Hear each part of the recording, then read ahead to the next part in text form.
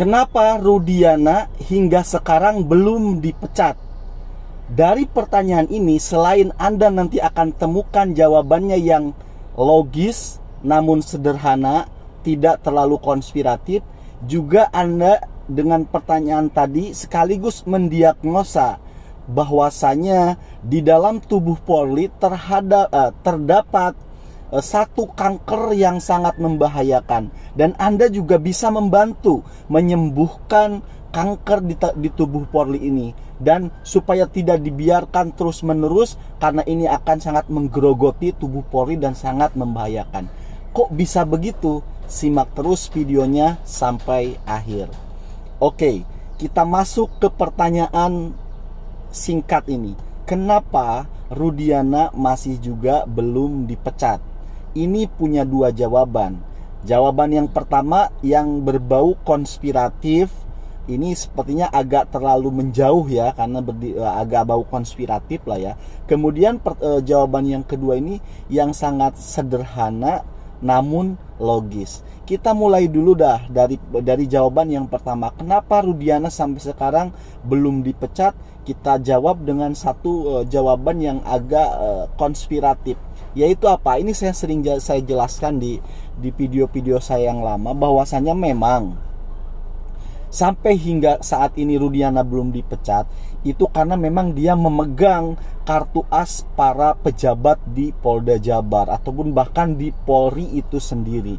Jadi Rudiana megang kartu as para pejabat ini sehingga mereka menjadi tersandera gitu loh dengan kartu asnya masing-masing begitu. Meskipun memang si Rudiana ini kan jabatannya hanya Kapolsek, tapi meskipun jabatannya Kapolsek, kalau dia megang aib para pejabatnya kan akhirnya para pejabat juga menjadi ragu kan begitu untuk bisa bertindak terhadap orang yang memang pegang aibnya begitu loh. Ini kan tapi ini agak jauh ya, agak mengawang-awang. Makanya saya bilang ini adalah jawaban yang berbau konspiratif.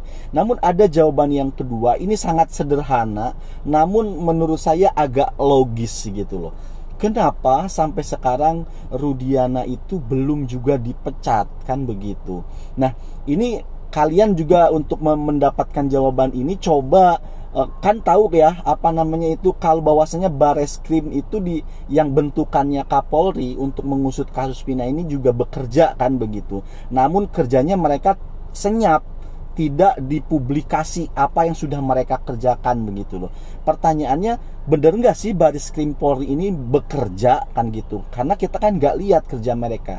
Jawabannya memang tetap bekerja, kemudian namun mereka itu kerjanya senyap, tidak dipublikasikan. Nah, begitupun juga ini sekaligus menjadi jawaban kenapa Rudiana juga sampai sekarang belum dipecat. Itu juga bagian dari kerjanya Mabes Polri, tim sus Mabes Polri begitu loh. Apakah Rudiana sudah diperiksa dan lain sebagainya?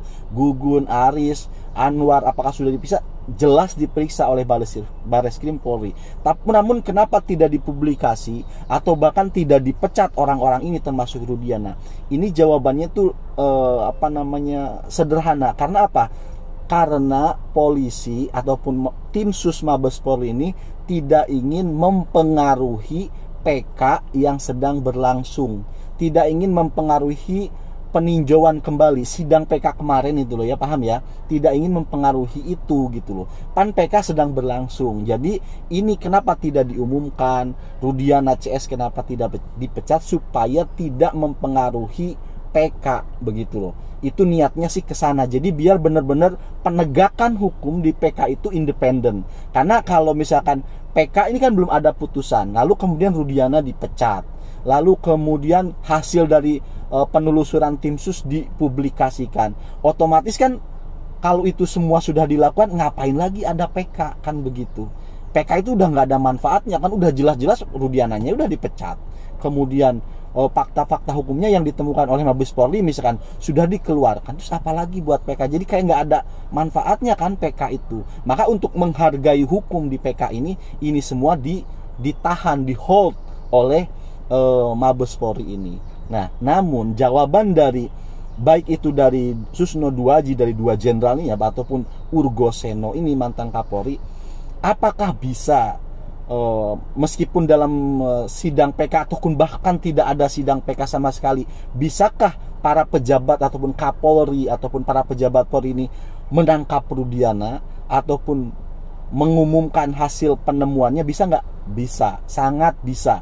Ini tamparan ya dari dua jenderal ini. Namun lagi-lagi ini menjadi satu pertanyaan, kenapa Kapolri, kenapa para pejabat Polri ini tidak berani ambil sikap ini, begitu loh. Kalau memang sudah jelas-jelas salah, kenapa nggak dipecat gitu loh? Kenapa juga Rudiana nggak dipecat? Kenapa juga hasil temuan dari tim sus ini juga tidak diumumkan kalau memang benar-benar ini ada kesalahan, ada cacat hukum di penanganan kasus Vina ini, begitu kan? Nah, ini ada apa, begitu loh. Nah, ini kita akan coba jawab juga kenapa para pejabat ini, terutama ya Kapolri lah, kenapa tidak mau ambil sikap gitu, padahal boleh-boleh aja. Kalau tadi alasannya untuk menghargai PK, kenapa menghargai hukum dalam sidang PK, padahal ada yang harus lebih dihargai, yaitu apa? Hak asasi manusia ini nih, 7 terpidana yang diinjak-injakan begitu. Coba lebih berharga mana? Proses hukum PK dengan hak asasi manusia 8 tahun di penjara dan disiksa. Mana secara kemanusiaan yang harusnya lebih dihargai? Harusnya kan ini kan, 7 terpidana ini kan, daripada proses hukum. Tapi nggak apa-apa lah ya, itu pun udah kita apresiasi. Udah capek, udah rugi lah ya, kita bayar pajak gede-gede, kerjanya cuma begitu doang. Tapi sebenarnya sih harusnya Kapolri bisa ini ngasih keputusan, meskipun PK sedang berlangsung dan lain sebagainya, harusnya bisa tuh pecat Rudiana, ya kan begitu. Namun itu oke lah, kita coba cari jawaban alternatifnya. Oke, saya akan coba jawab dengan satu analogi aja begini. Apa sih yang membuat Kapolri, yang membuat para pejabat Polri ini kok susah banget untuk mecat Rudiana, untuk mengumumkan hasil temuannya oleh tim Mabes Polri ini? Pakai analogi sederhananya begini. Saya ini, misalkan saya adalah perokok. Suatu saat ketika anak saya besar, ketahuan dia merokok, ya kan? Saya tahu anak saya merokok itu adalah sebuah aib, sebuah kesalahan, secara akhlak buruk, ya kan? Tetapi saya perokok aktif gitu loh. Kira-kira apa yang akan saya lakukan terhadap anak saya yang merokok itu? Padahal saya tahu itu adalah salah. Tapi kan tindakan saya tidak mungkin tegas karena saya sendiri adalah perokok. Sampai sini paham? Lain cerita kalau saya ini bukan perokok, menemukan anak saya merokok, misalkan ketika dia usianya masih SMP atau begitulah, masih sekolah begitu. Saya akan tegas dong. Wih, misalkan Bibi, kamu tidak boleh merokok dulu, ataupun gitu. Ataupun bahkan nggak ada bahasa dulunya. Kamu tidak boleh merokok. Itu tidak baik untuk kesehatan dan kamu juga masih sekolah. Akan setegas itu.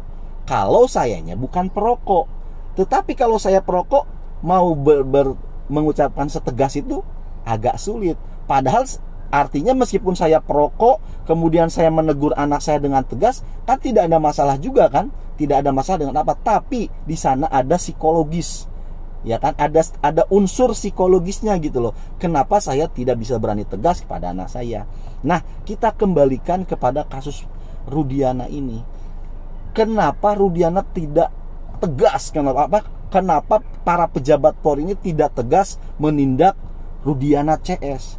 Kemungkinan paling logis itu apa coba? Karena mereka juga melakukan hal yang sama dulu sebelum mereka menjabat sekarang. Begitu loh. Kalau Rudiana melakukan merekayasa hukum, itu artinya para pejabat Polri ini dulu ketika mereka di bawah juga mereka melakukan hal yang sama.